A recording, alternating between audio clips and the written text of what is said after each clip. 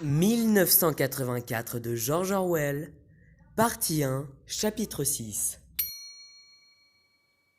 Winston écrivait dans son journal. Il y a de cela 3 ans, c'était par un sombre après-midi, dans une étroite rue de traverse, près de l'une des grandes gares de chemin de fer.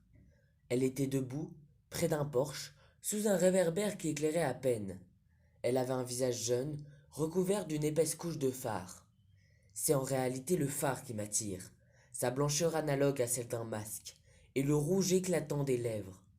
Les femmes du parti ne fardent jamais leur visage. Il n'y avait personne d'autre dans la rue, pas de télécran.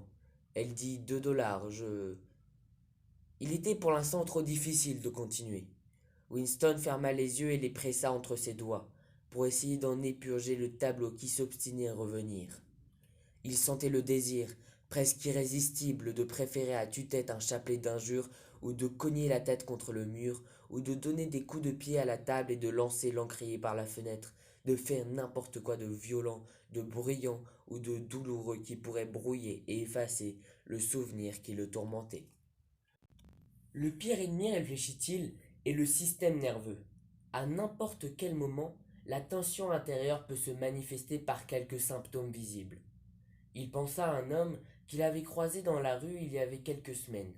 Un homme d'aspect tout à fait quelconque, un membre du parti de 35 ans ou 40 ans, assez grand, mince, qui portait une serviette. Ils étaient à quelques mètres l'un de l'autre. Le côté gauche du visage de l'homme fut soudain tordu par une sorte de spasme. Cela se produisit encore jusque quand ils se croisaient. Ce n'était qu'une crispation, un frémissement, aussi rapide que le déclic d'un obturateur de caméra, mais visiblement habituel. Winston se souvint d'avoir pensé à ce moment, ce pauvre diable est perdu. L'effrayant était-ce que ce tic était peut-être inconscient. Le danger le plus grand était celui de parler en dormant. Mais, autant que pouvait le savoir Winston, il n'y avait aucun moyen de se garantir contre ce danger-là. Il reprit son souffle et continua à écrire. Je la suivis à travers le porche et une cour intérieure jusqu'à une cuisine en sous-sol. Il y avait un lit contre le mur et sur la table, une lampe dont la flamme était très basse. Elle...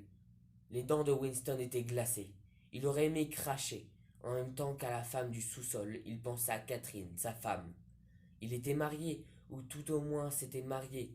Il était probablement encore marié car, pour autant qu'il le sût, sa femme n'était pas morte. Il lui sembla respirer contre la chaude odeur lourde de la cuisine du sous-sol, une odeur composée de punaises, de vêtements sales, de mauvais parfums à bon marché, mais pourtant attirante, parce que les femmes du parti ne se servaient jamais de parfums et on pouvait les imaginer parfumées. Seuls les prolétaires se servaient de parfums. Dans son esprit, l'odeur était inextricablement mêlée à l'idée de fornication. Son aventure avec cette femme avait été son premier écart avec 2 ans environ. Fréquenter les prostituées était naturellement défendu, mais c'était une de ces règles qu'on pouvait parfois prendre sur soi de transgresser.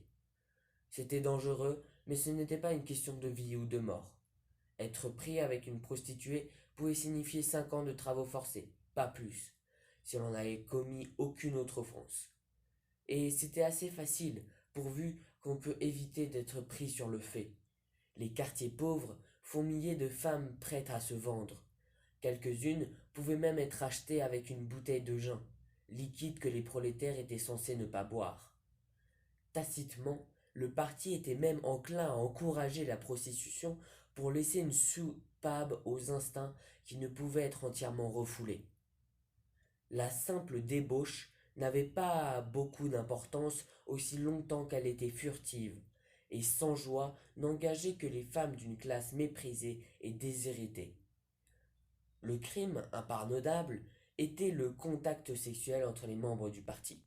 Mais bien que ce fût l'un des crimes que les accusés confessaient invariablement lors des grandes épurations, il était difficile d'imaginer qu'un tel contact pourrait survenir actuellement.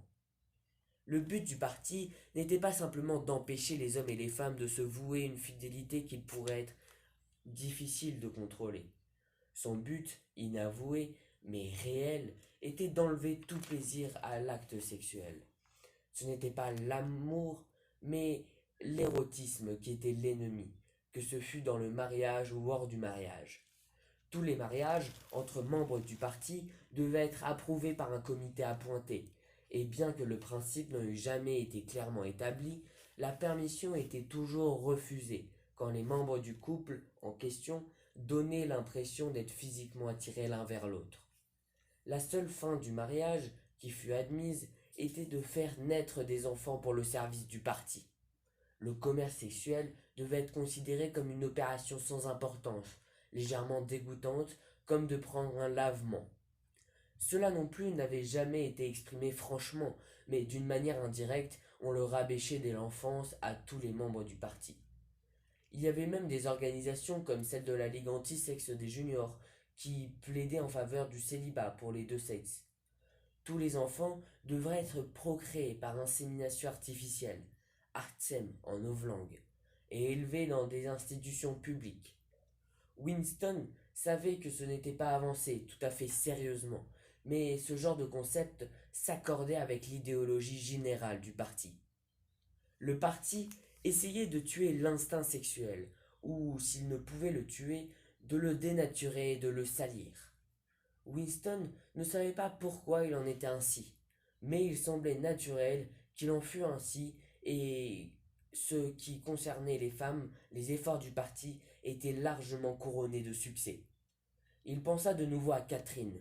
Il devait y avoir 9, 10, peut-être 11 ans qu'ils s'étaient séparés. Qu'il pensa si peu à elle. C'était tout de même curieux, il était capable d'oublier pendant des jours qu'il avait jamais été marié, qu'ils étaient restés ensemble, environ 15 mois seulement. Le parti ne permettait pas le divorce, mais ils encourageaient plutôt la séparation lorsqu'il n'y avait pas d'enfants. Catherine était une fille grande, blonde, très droite, aux gestes magnifiques. Elle avait un visage hardi, aquelin, un visage que l'on aurait pu qualifier de noble si l'on ne découvrait que derrière ce visage il y avait à peu près rien.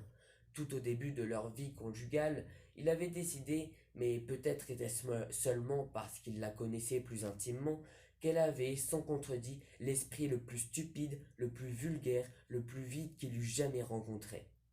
Elle n'avait pas une idée dans la tête qui ne fût un slogan, et qu'il n'y avait aucune imbécilité, absolument aucune, qu'elle ne fût capable d'avaler si le parti la lui suggérait. Il la surnomma mentalement l'enregistrement sonore. Cependant, il aurait supporté de vivre avec elle s'il n'y avait eu précisément le sexe.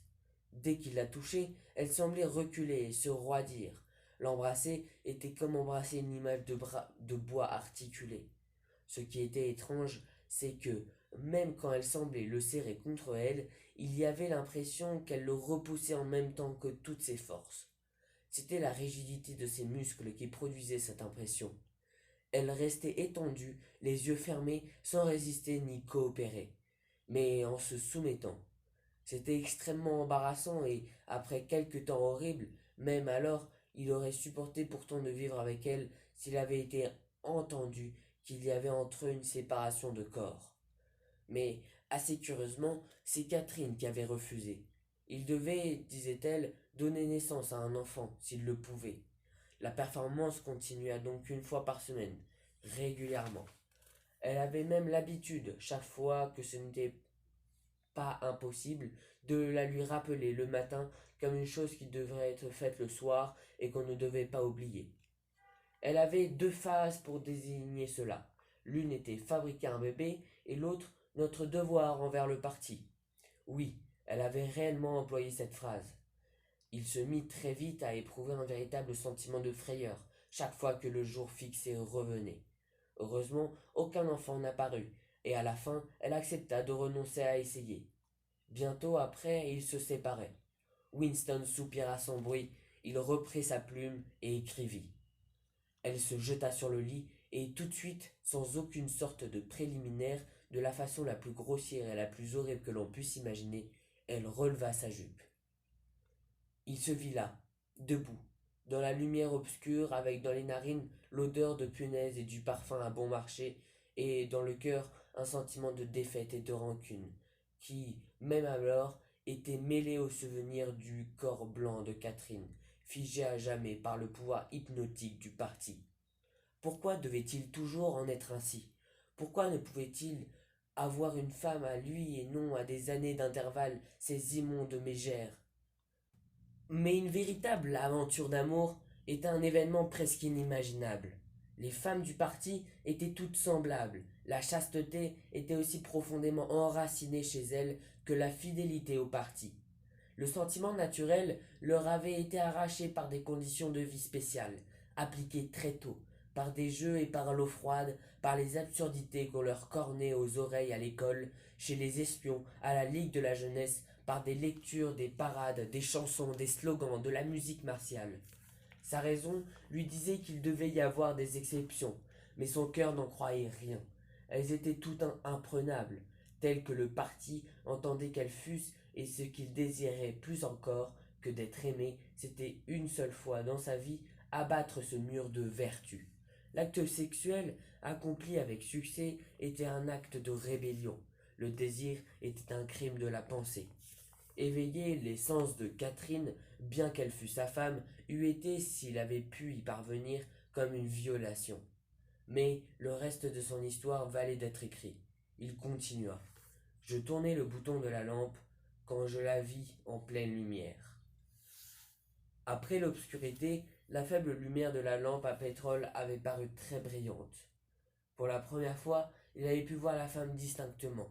Il s'était avancé d'un pas vers elle, puis s'est arrêté, plein de convoitise et de terreur. Il était douloureusement conscient du risque qu'il courait en venant là. Il était parfaitement possible que les policiers le cueillent à la sortie. À bien y penser, ils étaient peut-être en ce moment en train de l'attendre de l'autre côté de la porte.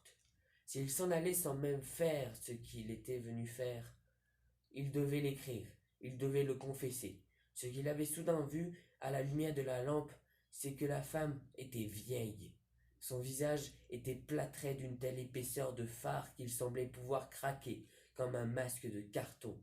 Il y avait des raies blanches dans sa chevelure, mais le détail vraiment horrible est que sa bouche, qui s'était un peu ouverte, ne révélait qu'une noirceur caverneuse qu'elle n'avait pas de dents du tout.